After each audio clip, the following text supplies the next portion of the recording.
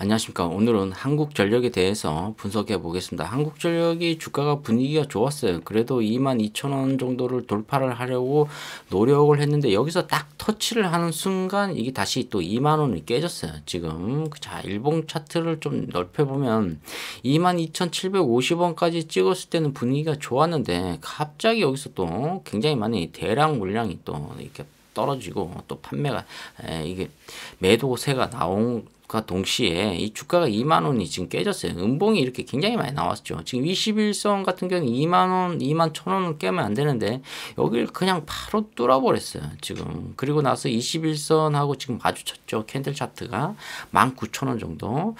자, 여기 한국전력이 지금 100만, 1000만, 5억, 10억, 100억, 오늘 거래 대금이 360억 정도 터졌는데, 거래량이 180만 주 정도 터졌어요, 지금. 자, 외국인들이 뭐 거의 매도세로 지금 들어오고 있는데, 외국인 보유가 지금 36.37% 정도 돼요. 지금, 올해도 지금 거의 뭐 10조 정도 지금 적자가 났다고 볼 수가 있거든요, 영업이. 그 뭐 32조 정도, 2조가 더 플러스가 된 거예요, 지금 적자가. 그러니까 지금 그래도 이 주가가 지금 2만원 정도를 지켜주고 있다 이렇게 말씀드릴 수가 있습니다. 자, 이런 한국전력이 지금 보면은 리포터 보면 2013년을 기억한다. 이거 1월 18일 정도 되네요. 뭐 정부는 이미 강력한 의지를 표명했다. 전기요금을 올리겠다는 거죠. 한국은행 총재의 발언으로 엿볼 수 있는 인상 수준 이렇게 나오고 있어요. 지금 이 전기요금이 지금 여러 가지 구조적인 문제로 인해서 지금 뭐 굉장히 많이 적자를 보고 있죠. 한국전력이 최소한 뭐 2022년도에는 4분기에 뭐 32조 정도 적자를 보고 있다. 야, 이거 뭐 엄청난 거지. 한 10년만 가면 한 320조 정도 적자가 나고 있죠. 이 적자 폭을 줄일 수 있는 이유는 가장 좋은 방법은 전기요금을 인상을 해야 되는데 전기요금 인상하기 위해서는 국회의원 선거가 지금 내년 4월 달이거든요. 코앞이에요. 지금 포석을 깔아야 되는데 이런 공공요금을 계속 올리다 보면은 이 표에 의식을 해서 지금 국민들이 잘 찍어주질 않고 있거든요. 내가 피해를 보기 때문에. 그 때문에 한 7천억 정도를 또 풀어서 이것도 여러 가지로 또 돈을 나눠준다. 뭐 이렇게 말이 나오고 있어요. 결국 우리가 받는 금액은 5만 원이든 10만 원이든 받아서 어떻게 되죠? 전기요금은 120만 원 낼 가능성이 있다. 이렇게 말씀드릴 수가 있습니다. 정부에서 우리한테 50만 원, 10만 원 주고 우리가 납입하는 건 50만 원 정도 납입한다. 그러니까 전기요금이 지금 2만 원 내던 사람이 한 3만 원 정도 내고 앞으로 3만 원 내는 사람이 6만 원 내고 6만 원 내는 사람이 12만 원 내고 12만 원 내는 사람이 거의 20만 원을 내야 되는 그런 현실이 코앞에 와 있어요. 멀리 가 있지는 않다. 이렇게 볼 수가 있습니다. 자, 전기요금을 인상을 해야 이 영업이익 32조를 어느 정도 올릴 수 있다는 것. 폭을 줄일 수 있다는 거죠. 그 다음에 두 번째가 이 국내의 원전 가동을 지금 하고 있지만은 해외에도 있어요. 근데 이 한국전력이 지금 국내하고 해외하고 한 10개 정도를 지금 가동을 하고 있단 말이에요. 그렇기 때문에 기술력도 상당히 좋아요. 지금 원전이. 이 원전이 더 만들어야 돼요. 우리나라 같은 경우에는. 그래야 이 전기요금을 저렴하게 공급할 수가 있어요. 안 그러면 우리가 전기요금 때문에 굉장히 폭탄을 맞을 수가 있습니다. 굉장히 어려워요, 지금. 그리고 앞으로 전기 자동차가 많이 또 생산이 되고 이 인프라가 갖춰져 있으려면 최소한 이 소형 원전이 우리나라에 최소한 5개에서 10개 정도는 있어야 돼요. 그리고 또 해외에도 굉장히 많이 지금 더 많이 건설을 하고 있어야 돼요. 지금 사우디 같은 경우는 한 3개 정도가 지금 원전을 우리 지금 대한민국에 가서 지금 하고 관리를 하고 있죠. 그렇기 때문에 이 원전 하나 또 만드는데 거의 또 그냥 1조 정도는 또 투입이 돼요. 그렇기 때문에 이런 이 여러 전 세계적으로 지금 한국전력이 지금 원전 쪽에 많은 막강한 기술력을 갖고 있기 때문에 많은 오더를 받을 수 있다. 이렇게 말씀드릴 수가 있습니다.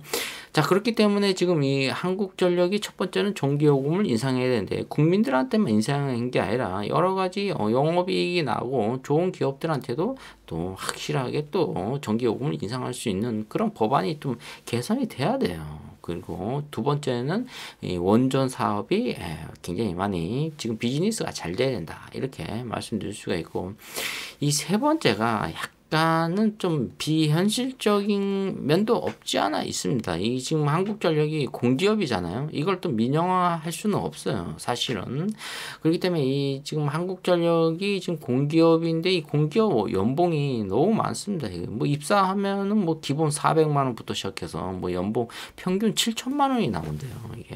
이게 이 최저임금, 제가 최저임금을 받고 일하고 있거든요. 지금 한 200만 원 손이면 뭐 연봉 7천만 원이면 저의 한 3배 정도를 받을 수가 있는 거죠. 그럼 제가 한 10명 정도 일하는데 최저임금을 받고 있으면 이 한국전력에서는 거의 뭐 한 몇 명 안 쓰는 거죠. 그렇기 때문에 거의 뭐, 우리가 지금 이 최저임금에 거의 한 200%, 300% 정도 받고 일한다는 거죠. 한국전력이. 그러니까 이런 것들을 과감하게 어떻게 구조조정을 좀 해야 된다는 거죠. 좀 슬림하게 좀 이렇게 얇게 만들어야 된다는 거죠. 한국전력이. 그리고 또 뭐 여러 가지 또 뭐 비용, 예산 이런 걸 과감하게 좀 삭감을 해야 돼요. 그리고 또 뭐 요거는 뭐 조금 한국전력 직원분들이 들으면 좀 아쉬운 또 뭐 불만을 가질 수 있어요. 직원들의 뭐 이 사택 이런 것도 가감이 좀 없어야 됩니다. 지금은 이런 것들을 좀 이렇게 매각을 해서 거기에 뭐 새로운 아파트를 짓는다든가 아니면 뭐 임대 아파트를 짓는다든가 이렇게 정부가 좀 뭔가 좀 이렇게 마인드를 좀 오픈하는 마인드를 가져줘야 된다. 그렇지 않고서는 이 한국전력이 지금 적자 폭에서 더 이상 이게 나올 수가 없는 거예요. 지금 32조를 이거를 더 이상 줄일 수가 없습니다.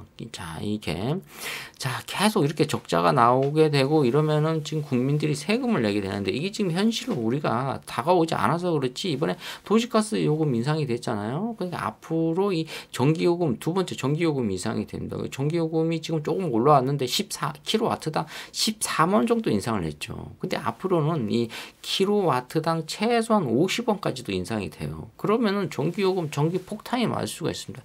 제가 지금 3만 원 내는 게 얼마 정도 내냐면 5만 원에서 7만 원이 나올 수가 있는 거죠.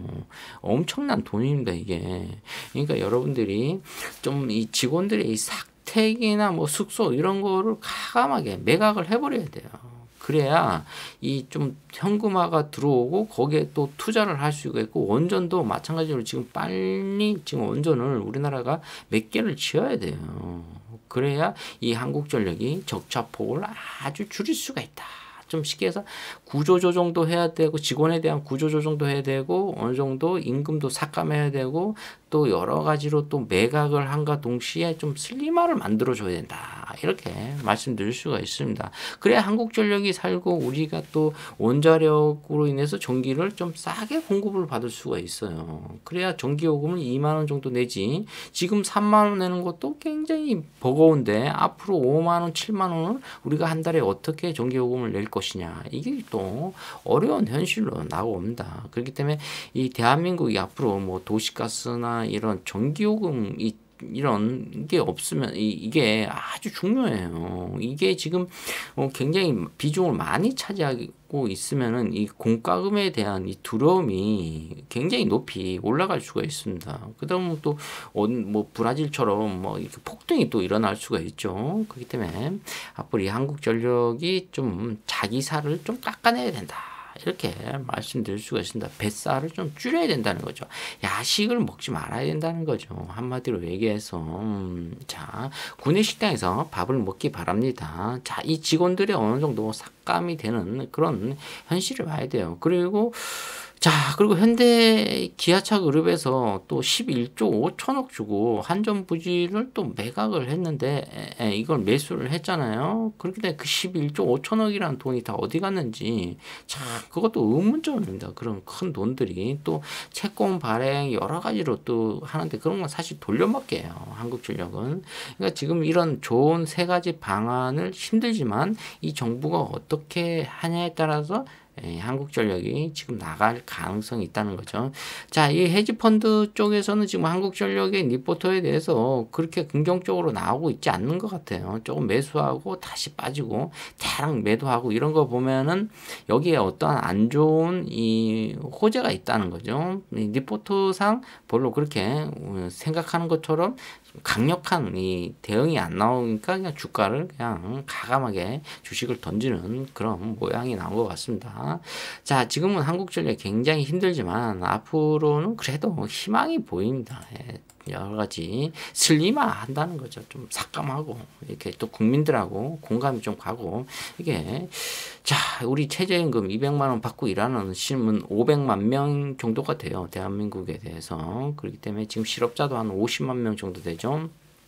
자, 그러니까 이 좀 공기업에 다니시는 분들은 적자가 나는 기업은 가감하게 또 좀 이렇게 최저임금 받는 사람들한테 일자리를 줬으면 좋겠습니다. 자, 슬림화가 되는 그날까지 한국전력 자 영업이익이 32조 정도 되는데 이걸 좀 축소하는 그런 날이 올 때까지 자 화이팅 하시고 자, 한국전력 끝까지 들고 가시기 바랍니다. 자, 오늘 한국전력에 대해서 말씀드렸습니다. 좋아요, 구독 팍팍 찍어주시면 감사하겠습니다. 감사합니다.